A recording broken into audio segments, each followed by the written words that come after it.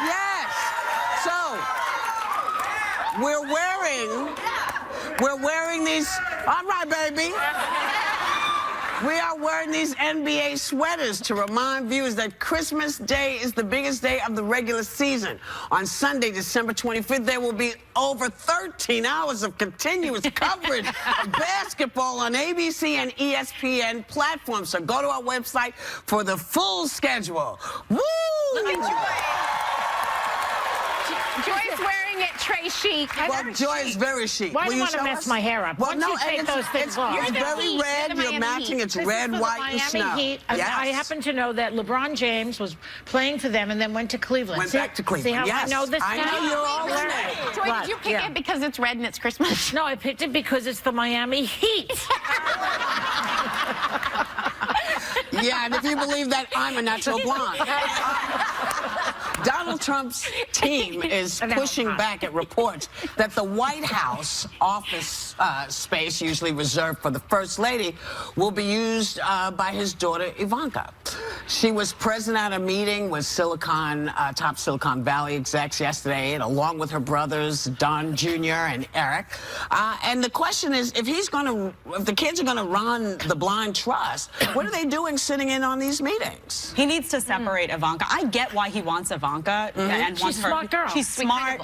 She also has interest in Asia, which is probably why she was there at the You mean other her, meeting. her clothing line? Her clothing line, yeah. She's very business Oh, savvy, what happened though. to Made in America? Wait a minute. Well, that's not everything. But that's the thing. No, that's the argument, right? That was his whole thing. And because she has businesses in Asia, because she has businesses all over the world, and because she is a business person, why is she sitting in on meetings with tech giants, business meetings? Why is she sitting in on meetings with the Japanese Prime Minister? Somebody has to explain things to Donald. Well, there was a nepotism law that passed in 1967 by President Lyndon B. Johnson that barred public officials from hiring their relatives. It applied to members of Congress and the President of the United States. A public official may not appoint, employ, promote, advance, or advocate for appointment, employment, promotion, or advancement in any individual who is a relative. That's because of John Kennedy and Robert Kennedy. And because John F. Kennedy appointed his brother as the Attorney General, and people were very upset about it, and that was sort of the backlash. And so there is precedent for having this kind of relationship with a family member, but doesn't it just have that appearance of impropriety? Well, it has a lot of it. It has a stink to it. It has a stink to it. It actually doesn't really bother me. I mean, it's legal for the, as part of a transition team. It doesn't bother me, and it wouldn't have bothered me if Hillary Clinton had won and Chelsea Clinton had been if had been advising her. You remember the conversation we had with about the foundation, and but I would expect people were very upset about it. For me, I expect this is happening in the public, and I think this happens all the time. I think it would be odd to me if Hillary Clinton had won if she didn't seek the guidance of Bill Clinton and Chelsea, who frankly but that's was very what everybody's smart. saying now. I do recall everybody was very up in arms about this. And also, people were up in arms whenever you put family in, because you remember they were mad with Carter and his brother, and they were mad with Bill and his brother. I mean, so no, family is, family's over there. You should not, because then we can't tell what your intent is when you're doing stuff. Well, I think if you detach her from the businesses, though, I mean, look, Ivanka has to make a choice. Does she want to be part of the administration, or does she want to run his businesses? You really can't do both. No, he needs to make that decision. She has to detach from that angle. Well, if you want to be a public servant, if you want to speak for the American people, I don't want his kids running then stuff. you have to get out of I don't want his kids. I want Melania to be head speechwriter. What do you say? Michelle better live close by. With a little consultation from Michelle. No, but the one thing that was kind of, I actually feel it does have a stink to it, and I don't like it. The one thing that kind of gave me a little hope is the environment's really important to me, and if Ivanka is indeed she's had some meetings with environmental leaders, if there was any way to sneak in some goodness for the environment and it came through Ivanka. That's what we've come to where you got to sneak in a little goodness on the environment. Trump is just not a believer in any of the things that are really important right now for the environment. So if Ivanka could headline those and get them in I don't want to be living under... Look, I want the United States to be the United States. I want us... I'm sorry. I'm an old-fashioned kind of girl. I like the idea. I didn't want Robert Kennedy running the Justice Department. Right. It was bad because it took on the idea that if I didn't like you as president, I could tell my brother to go get you. Yeah. That's why they did that. Yeah. So I don't want that. I don't want the stink of that itsy bitsy bit of impropriety, because if we're going into kind of treacherous waters, as I think we may be heading into, I would like to have a clarity. I don't want it to be as muddy as everything seems to be. Well, do you think they will hang themselves, though, in this situation? I mean, I'm waiting to see. You know what? I don't know. I don't know, but I know everybody is very upset about Russia, I have to say. And you know, the Republicans are not happy. They do not like this. You know, Republicans a lot of Republicans are hawks and have fought long and hard to have someone who in a sense, you want Vladimir Putin to be afraid of us. You don't want someone who's catering to him, who goes to the negotiating table and has that person, and I'm talking about Tillerson, sitting at the table, who has had to schmooze for a long time. So I think Republicans, and they're also worried about the protection of our democratic process and saying, you know what, this is not okay. This is not what America stands for. And I think it's a good moment. And you were talking about a line in the sand. And this is a time when everybody comes together, Democrats, Republicans, independents, and says, you know what, I don't care who wins elections. We're here to protect what the United States of America stands for. Well, this is where we're supposed to be. And I think you're seeing that now. And there's a report recently, it's an NBC News report, that says that there is information and evidence that Putin was directly involved in the hacking. Very scary. That Putin actually orchestrated how the leaked emails would be released and would be leaked. Let's be really clear that everybody knew. But Trump asked for it. Do you remember that when he said, bring it on, come on, hack into Hillary's email? They've known about this, you know, both sides, the Democrats and the Republicans. Both complicit. And well, I don't think it's even complicit unless, you know, somebody really high up says, listen, they're in our stuff, they're hacking our stuff, we've got to do this. You can't have the secretary's cousin's mother's aunt call and say, girl, you know those nails you got done are fabulous, and I think there's some kind of hacking going on from Russia, but you know what else? That's kind of how they handle it. And so when Congress, you know, congressmen like Peter King said, you know, why didn't they come to us? People did come, and no one took it seriously. Both sides were aware this was happening, and nobody took it seriously. So, you know, this is where we are. I don't want to live under Russian rule. I don't. I live here for a reason. I know how it is there. So I just, you know, I'm thrilled that they're all going, you know, this is our line. I think we don't like it. I don't know that they're all going, this is our line. What I'm hearing is a little bit of debating. Listen, the fact that you're hearing anything is a good sign. That's my point. The Republicans are going, wait a minute, this is not okay with us. We don't want to be doing this. And I hope, I hope they continue to do that, because we have also heard people say, well, but we don't know the extent of Russia's involvement, and we don't know that it really tipped the scales. But you keep saying that. They should be outraged. But we don't. But just saying we don't know, but let's investigate it. Yes. That's what I mean. I think there was some miscommunication yesterday when I said what Jed said, which was not that I'm questioning that they're involved, but in order, and this is more your area of law, but when they show, they have to come out and say, look, this, and now we can prove it. They have to come out and have some of that. So follow it. To actually do something about it. That's all I'm saying is double down. If you follow it, you have to ask yourself, why don't the Trump people want to investigate it? What is in there? Well, they keep saying that it was a rigged system. So let's find out if it was rigged. They don't want to. They were okay with it. Either way, it's exactly like the taxes. He's not going to show us. They're not going to tell us. We have to find out for ourselves. I think there are enough people still in there that can get some stuff done. You know what? I know that that's going to take a whole lot of stuff going forward, but this is legitimate. It's a legitimate question that you have the right. We have the right as American citizens, regardless of who wins. If this had been Hillary Clinton, we'd be all over this. Same thing. Say the same thing. You've got to investigate, because the idea, just the hint that there could be a problem here Very scary. is the problem. Very scary. And, but actually, what? No, that's good. Okay. We'll be right back. Is a cell phone on your kid's Christmas list? Find out why it could be a really bad call later. Hey, welcome back. You know, there was a Vanity Fair article saying that Hillary's camp is having sort of post-election regrets, saying that she should have spent more time trying to connect with voters. They felt she should have come here more. They felt she just didn't connect. But is there a point of folks dwelling on this when in fact we have like some bigger issues? Well, it's like, you know, Monday morning quarterbacking, they call that. Good reference, Jay. Wow. Yeah. It's because of my shirt today, okay? You do know that's a basketball shirt. Sport is a sport. Minor details, keep going. It's all sports to me. Because you know about this, baby, that in North Carolina, Republican North Carolina lawmakers are trying to push through legislation that would dramatically restrict the power of the incoming Democratic governor by taking all of his rights away. He can't appoint anybody without going to them. He can't do this. He can't do that. Really? Yeah, well, so I wonder if these things like the Monday morning quarterbacking is taking us away from little bizarre stuff like this that's happening around the country. Well, the Republicans are trying to stop a Democrat. Yeah, well, yeah. There was a really So can you contentious imagine if Hillary had won this election and they found out that there were almost 3 million more popular votes and that the Russians hacked into it to help the Democrats, what the Republicans would be doing? I mean, they would be all over this. And the Democrats are sitting on their butts, as far as I can tell.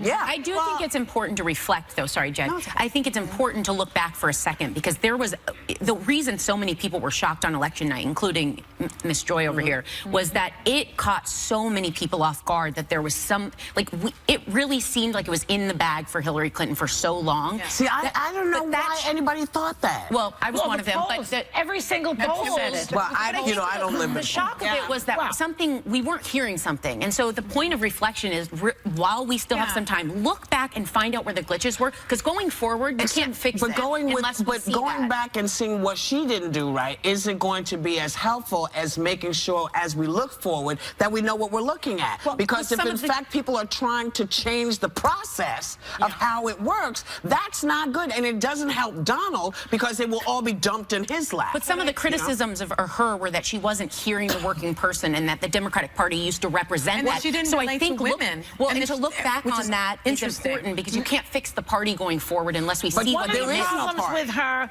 was that people did not see the Hillary Clinton that I know, which is a lovely, easygoing, funny, you know, that kind of person, which she was like that when she'd come on The View. And yet her people did not book her in any time. Yeah, but they put Bernie Sanders here a lot, and they didn't put her. I don't know why. But she was, because she was like that often what I would hear. I haven't met her personally, but she was very charismatic and interesting behind the scenes. And then when she gets in these media interviews, something doesn't translate. You had her own staffers coming out and saying she has difficulty connecting with people. She didn't do press conferences for a very long time. I think actually they were protecting her in some way, saying this isn't Bill Clinton. Bill Clinton can go out and charm and schmooze, and but she should have reached out to women more, because you were one of those folks that kept on saying, you know, I'm not going to vote for her just because she's a woman. Well, had she come, let's say, on a show like The View, she did come on The View. But more often. I said to her, come every month. Let us not forget, Donald Trump never came on the show. He sent the lady. Kellyanne Conway.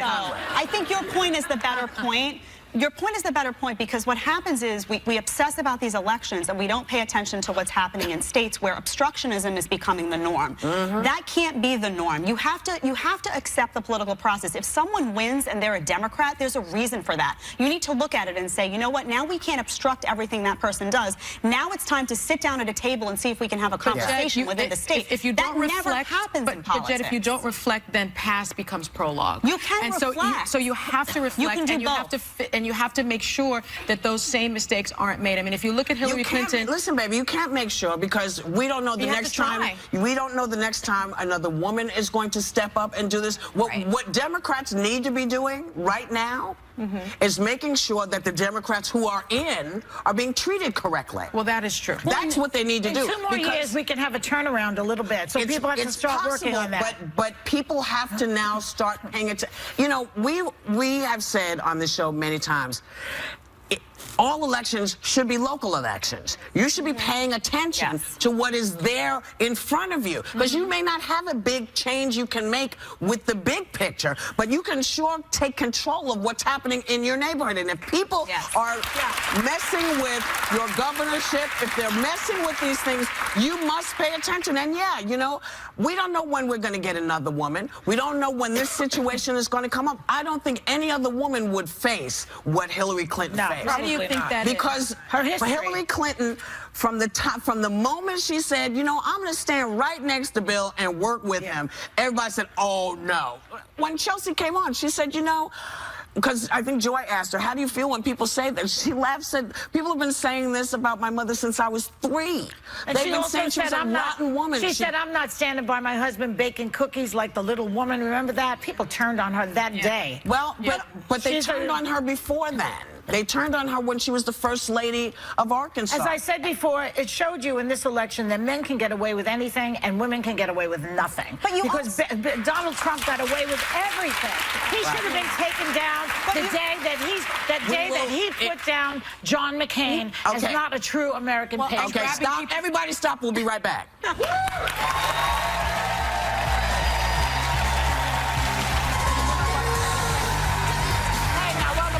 You know, cell phones are on a lot of kids' Christmas lists this year, but cyber safety experts want parents to ask some big questions before they buy it, like, are their kids mature enough to handle it?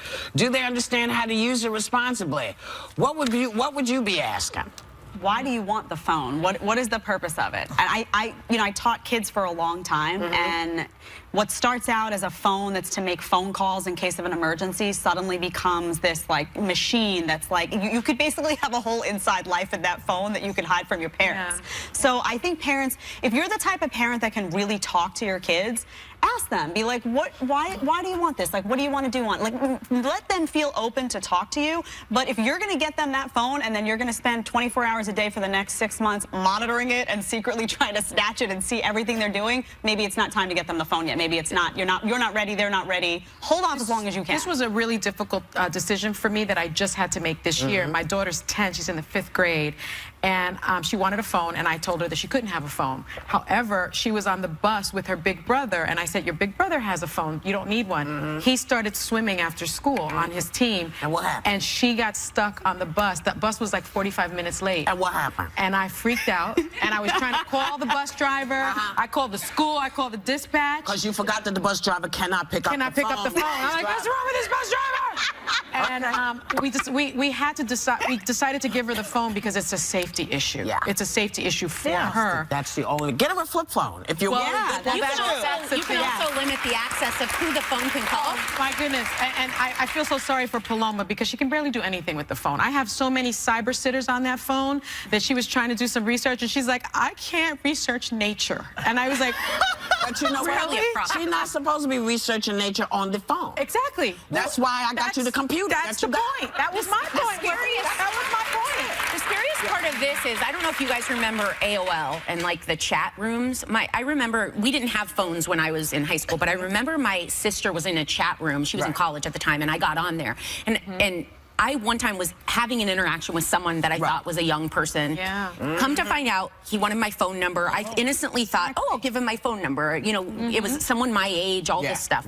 He wasn't when he called. And the scary thing there is I think kids too often think we don't trust them when you give them something, but it's not them. No. They don't have the savvy of knowing what other people are looking Give at. them a phone that doesn't do anything but make calls. Well, I think taking the internet off is important. Well, it's very important because remember, 9/11, all those kids at the school, the parents were freaking out. All the kids down by the school couldn't get a hold of anybody. That's why people started to give their children phones in case of emergency. But the way to curb all that other stuff is give them a flip phone that only does what it's dials supposed home to and do. emergency numbers. You know, but I have Do they still have flip phones? They do.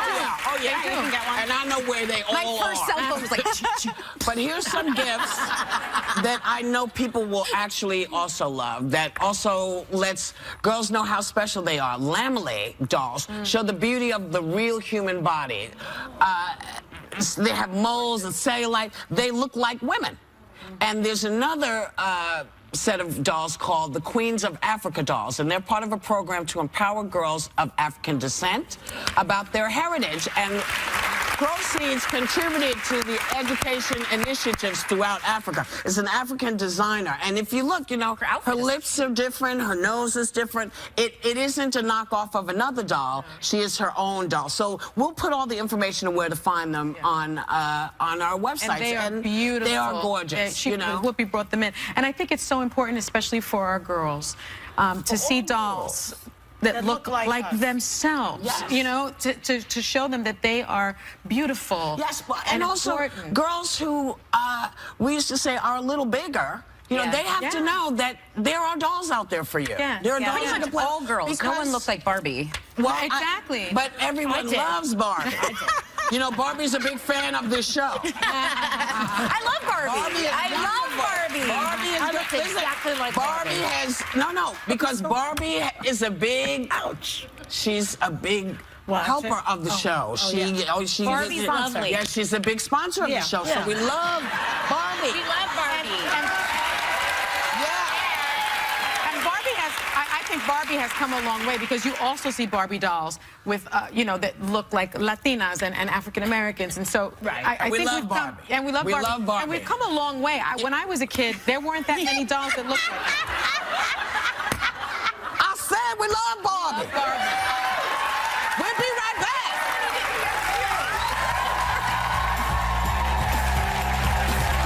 Well, we're talking about, you know, gifts, but let's talk about what happens when people unwrap a gift that they really think is bad and they can't.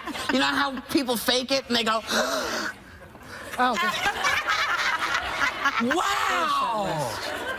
I mean, one of the things on the list, things people do when pretending to like a gift. Yes. What do you do? Well, they say kiss the gift giver. It's like The Godfather.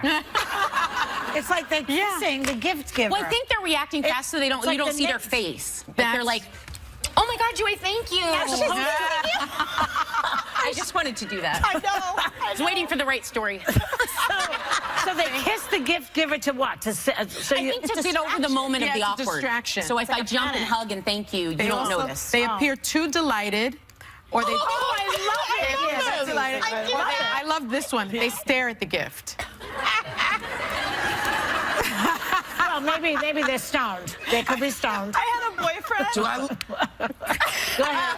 I sent my boyfriend one year, I said, I want you to shop for me. He wasn't good at picking out clothes. I was like, I want you to buy me an article of clothing. And he went and he spent hours and he brought home this cream sweater that had, I looked like tinsel. Like it was just tinsel, it was glitter, and he opened it and I burst out laughing. I was like, oh, babe.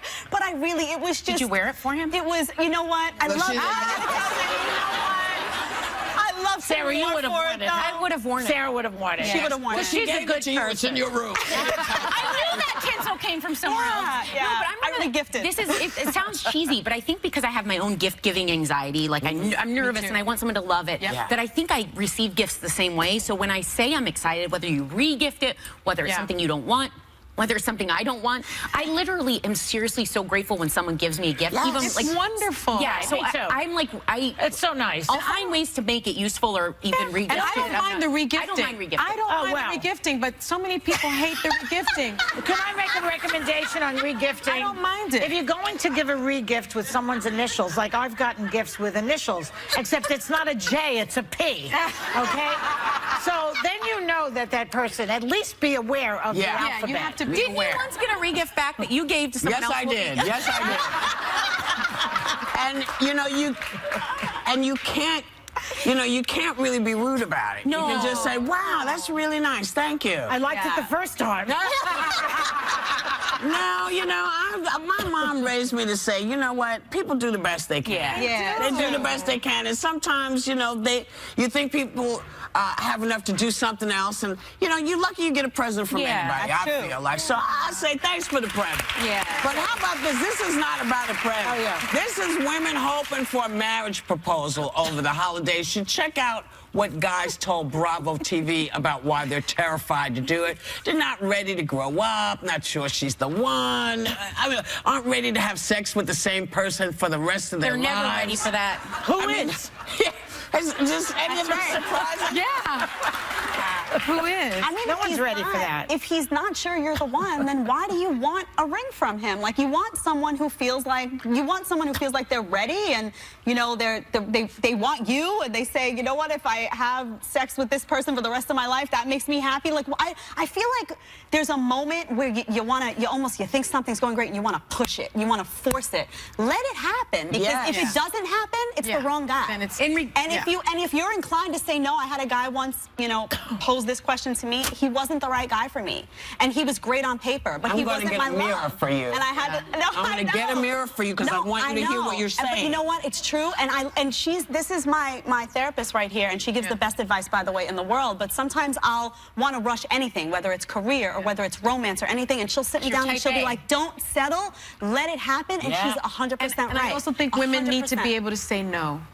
Women need to be able to say no. How many times were you asked? I didn't have time to say no. I was like 100 years old. I was asked before, and it was one of the hardest things I've ever done, and I said no. And he hates me probably to the I once asked this one here, Jedediah, why did you get so many marriage proposals? She gets a lot. Yeah, I don't know you why. For years, because I wasn't looking, I wasn't on the hunt, You didn't want it. and I didn't really want a man. No. So That's what they love. That one doesn't want us. Let's go get They him. love that. Exactly. But you know what I want? I want Sarah. You're like Hit one it, of Sarah. two people. Flowers by Teleflora are a great way to tell the people you love that you're thinking about them this holiday season. The sparkling star centerpiece is professionally arranged and hand-delivered by your local florist. Beautiful. It arrives in a sparkling glass bowl, brimming with fresh flowers, holiday pines, and festive accents. Beautiful. And Teleflora is helping members of our audience spread some cheer because you're getting a $100 gift card. Nice. And we'll be right back. We'll be right back.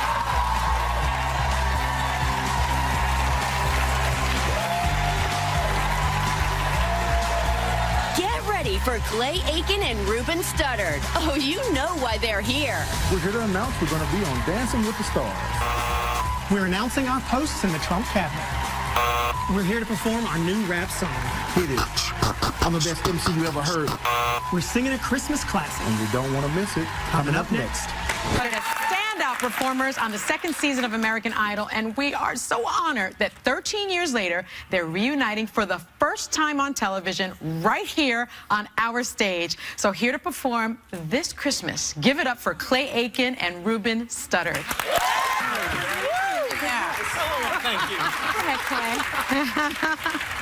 So it's been 13 years. I can't believe that since American Idol. 14 years since Idol. We found out today we haven't sung together on TV in 13 years. 13 years. Have you maintained your relationship, your friendship? Absolutely. Clay and I, he was one of the first people I actually met during Hollywood Week, and we've been friends ever since. We FaceTime once every week or so. Yeah, still. Nice. Now, Clay, we've seen you a bunch, like here, so I don't mean to skip you here, but what are you up to, Ruben? Come on!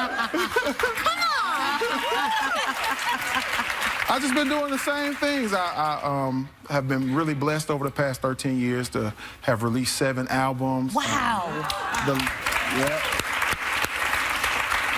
Been touring all over the world. Over the last 8 years, been on the road doing a Hitman tour with David Foster, and just enjoying life, man. I'm actually producing a new children's show right now called Uncle Ruben's House. So if you got kids.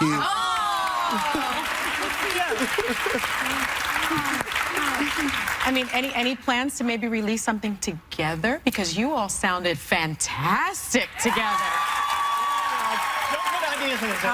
Don't put ideas in Maybe something? We toured together in 2010, so it's been a long time since we've done that. But we did go out on the road together once. Maybe one day we'll do that again. Aren't you guys like super tight? Like you talk a lot? Absolutely. We stay all the time. Facebook at least once a week. I love that. I love that. I want to believe everyone's like that on TV. And I remember, Ruben, didn't they call you like the big teddy bear? The velvet teddy bear. Weren't you the adorable teddy bear? The velvet teddy bear. And you remain the velvet teddy bear. Well, thank you very much. What do they call you? The not velvet teddy bear? They call me a lot of things, but none of them were appropriate for TV.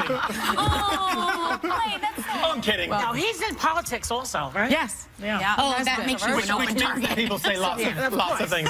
Our thanks to Clay Aiken and Ruben Studdard. The velvet teddy bear. Thank you so much. We'll be right back. Thank you.